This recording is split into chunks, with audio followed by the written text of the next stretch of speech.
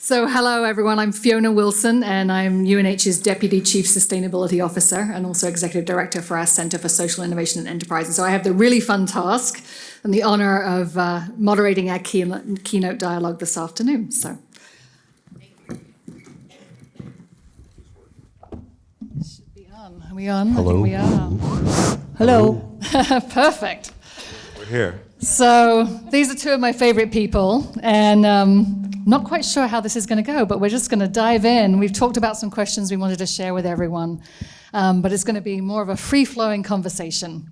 So Alan and Harriet, I know you both have pretty interesting lives. I'd love to ask you to just talk to us a little bit about your personal journeys. What do you think inspired your desire so passionately to make such a big difference in the world? We haven't worked out how we're going to do this, so I'll start. Which is how we're doing life. That's exactly right. So I guess I'd just start with saying I have been interested in helping others since I was 14. So my dad died when I was 13, and I was really depressed, and so I volunteered to do work at used to be Kennedy Memorial Hospital in Brighton, and I worked with severely the word then was retarded children. Some who would be, I remember this one boy that I really cared for and took care of was about 12 years old, and he was in a crib. He had to be in a crib. So they were really, really very disabled, and I loved it. And I felt really good because I was helping somebody else, and I felt really good because I really believed that I was making his life better, along with a lot of the other young people. They were all very young. And so I said, wow, this feels really good. It feels really good when you help other people. And so at that point, so at 14, I knew exactly what I wanted to do with the rest of my life, which is very unusual, and I felt really lucky that that happened. But I've been making myself feel good, because that's really what it's about, for ever since then. And so to me, helping others is a blessing and really helps me personally. So Alan, you had a slightly different journey in life, and tell us what sort of led you to becoming an entrepreneur and a business leader. Well, let me just start. When I met her at 15, she was the only person in the world who knew what she wanted to do.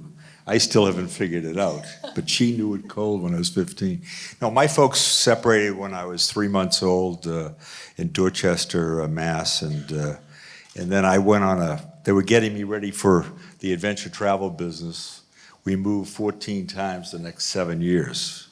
So every new place, I had a fight because I was a new kid in the block, and that helped me get ready for my life. And it was great for me because I got used to change. I got used to adapting to new places.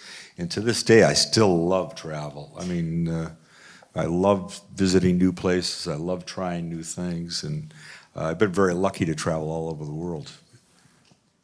That's wonderful. So we want to talk a little bit about your career as business leaders, but also as philanthropists and now social entrepreneurs. So let's start with the business piece. So as Juliana and Nelson mentioned, you bought a very small travel company back in 1985. So long ago. And really over the last 35 years, you've built that travel company into a really impressive, financially successful business. In many ways, you sort of invented a whole new travel category, serving a new group of people. But it's so much more than just a commercially successful business. It's really a business that is founded on giving back and making an impact in the world. So I'd love to just hear you talk a little bit about, how did you think about building that business that was both doing well and doing good at the same time? Well, I was a kid who never could get past senior year in high school.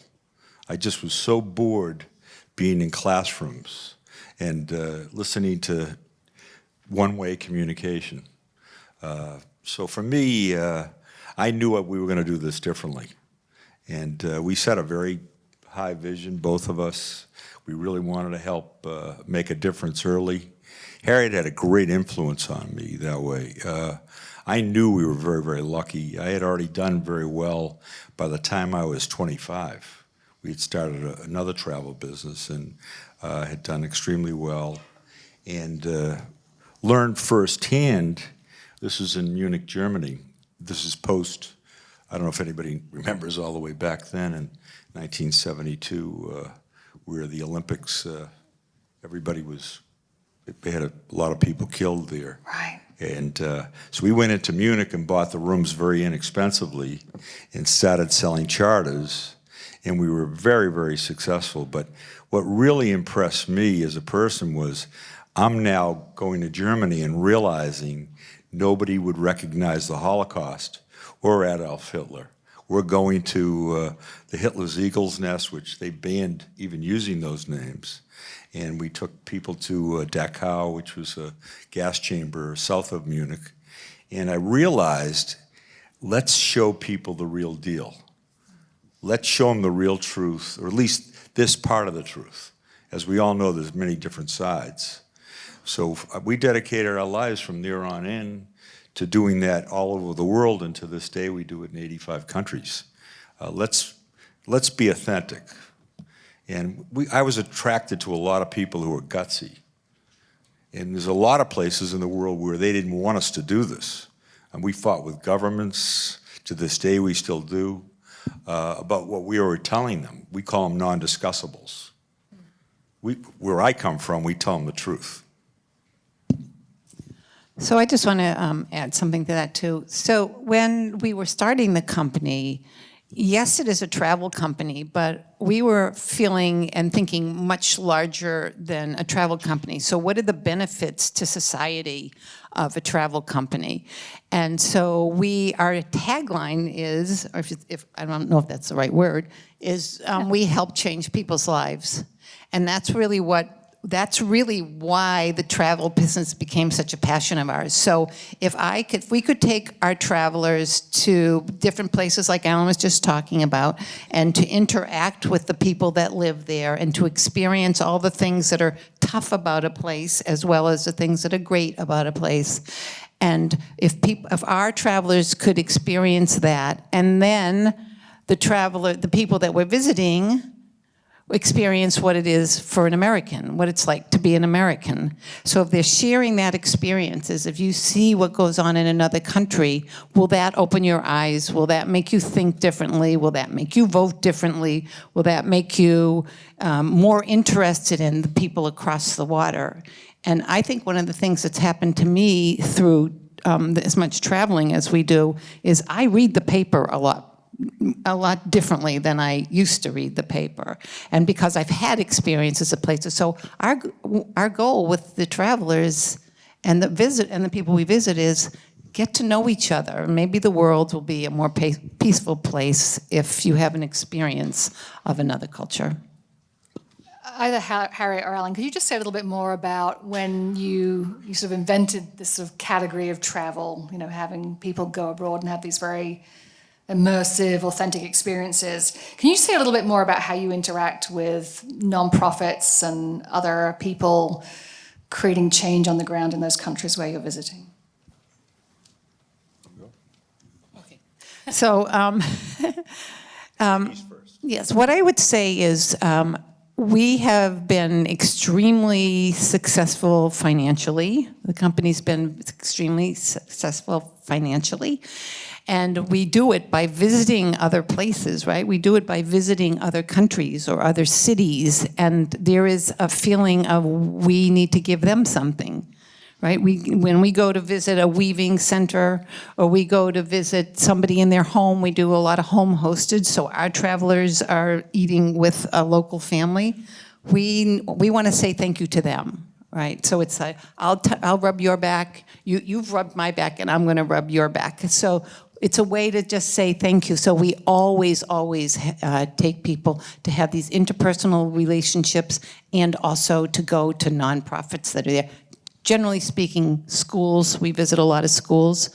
which is a great experience. And we also do a lot with water, with clean water. And so trying to we provide toilets for a lot of places, sinks and water. But it's a way for us to say, you've helped us to be very successful, so we want to help you. That's wonderful. So, you know, it's 50 years this year since Milton Friedman wrote his, you know, famous article, right, that said that the only legitimate sort of purpose of business is to sort of maximize financial returns for the shareholders. And I think we're in a moment in time now that's sort of finally catching up with what you've known all along, is that you can both do well and do good. We've got a lot of students in the audience who are business students, future business leaders. What advice would you have, or what would you say to them when people say, you know, well, Milton Friedman says, you know, we have to focus only on, you know, financial returns for shareholders. What would you say, or what would your advice be? I mean, for me, you know, my life is summed up with you either get it or you don't get it. And if you get it, which is a gift, you're going to help others, you're going to make a difference. You have to do it that way. It's not just about making a dollar, and it's not about just pleasing your travelers. It's about you. When you get down at this end of the life where I am, or my stage of life, well, it's not the end yet. You haven't killed me yet. I don't think so. We'll see if we can make it through the day. 2 days ago it wasn't so good, but right now I'm doing okay. But all kidding aside, all you have is you can look back and you can say, are you proud of your life? I mean, this is not about you. At your age, everything's about you. I mean, there's nothing wrong with that. I mean, I was worse, but for me, it's making a difference. I mean, we didn't really set out to be a different category of a travel business. We set out to show our travelers what we felt was the real country. And we only hired people from abroad. And we didn't allow any Brits or Americans to go over there. I'm not against Brits or Americans. I love this country. But we wanted local people to show them the real deal.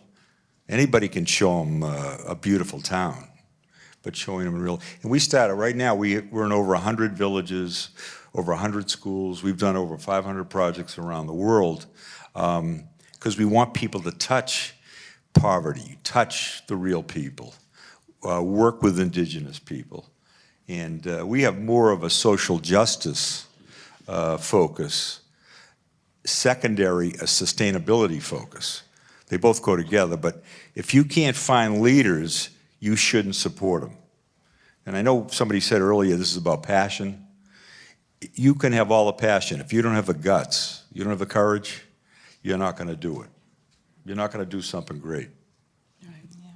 I think you should all be spending as little time as possible in New Hampshire or at the school. I think you need to get out. That would be my advice to you. Get out. Go see the world.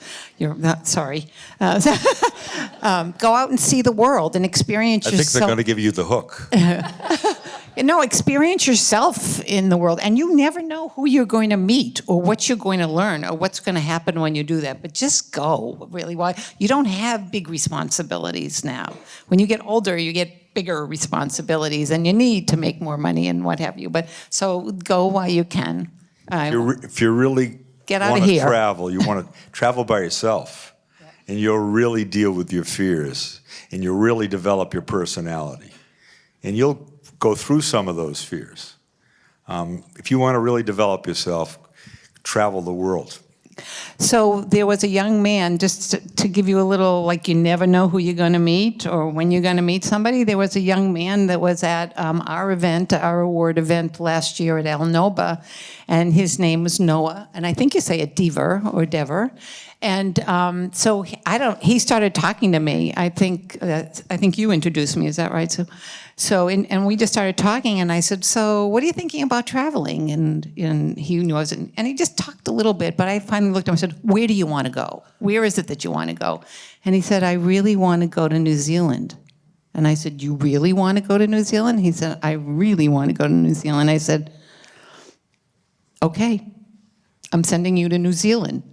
So he went to New Zealand. It's not, I mean, it is about New Zealand, but it's just you don't know who you're going to meet. You need to get out of here and go meet all kinds of different people. And and when he wrote me, I said, here's the deal. You can go to New Zealand, but you have, this is the way Alan and I do philanthropy also. We'll say, yes, we'll support you in this, but what are you going to do about it? So it's never just, we are taking care of everything. It's always an expectation that this is a partnership, right? This is a partnership. So it's like, all right, you need to pitch in. How much can you pitch in? And he told me, and that was fine. And I said, and what I need from you is I need what you learned on this trip, what that trip was like. So he wrote me a whole note, and one of the things he said was that he learned how to be in situations where he was really uncomfortable, or where he was afraid, or where he didn't know anybody. And through this trip, he said, I would not have learned those things probably for many, many years, and I've learned them now.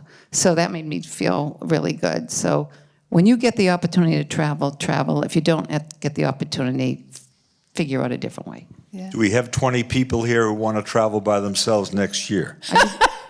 We have 20? No, not the old folks. The young folks. You've got to be a student. Yeah, we got You've got to 20. be a student. Well, get in line at the end here. We're gonna get you to travel, okay? Right. So Okay, you ready?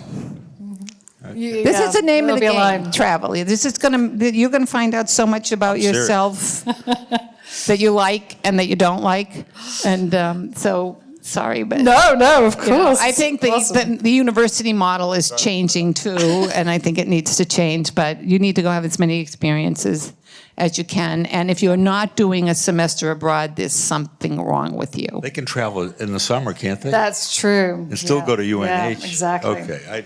I wasn't trying to tell you don't go to school, because I got a feeling they're going to give me the hook. So, awesome offer, thank you. And I couldn't. Oh, we're going to do it. I know you about are. this. I know you are. Thank you.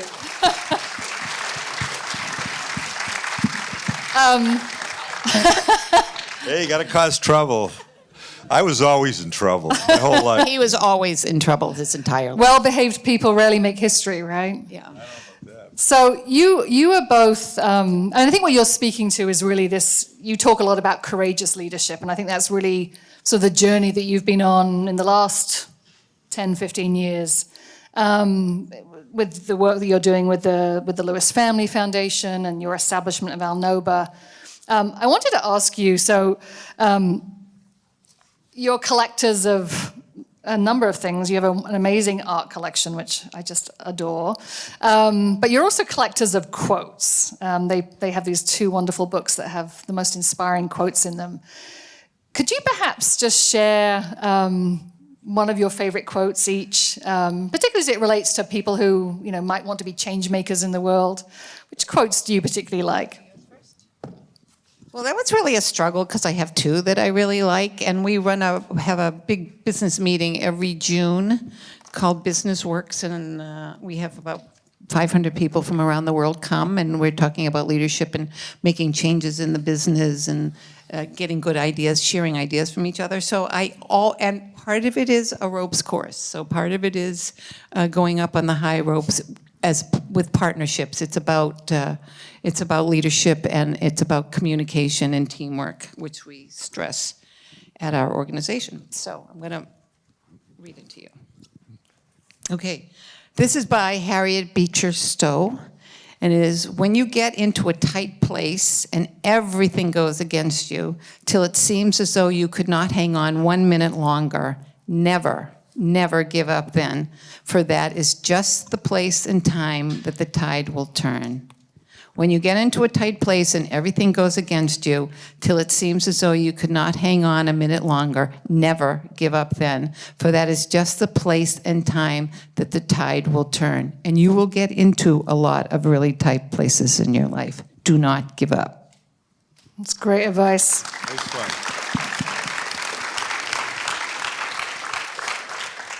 One of my heroes is Muhammad Ali, and I love this quote. Impossible is just a big word thrown around by small men who find it easier to live in the world they've been given than to explore the power they have to change it.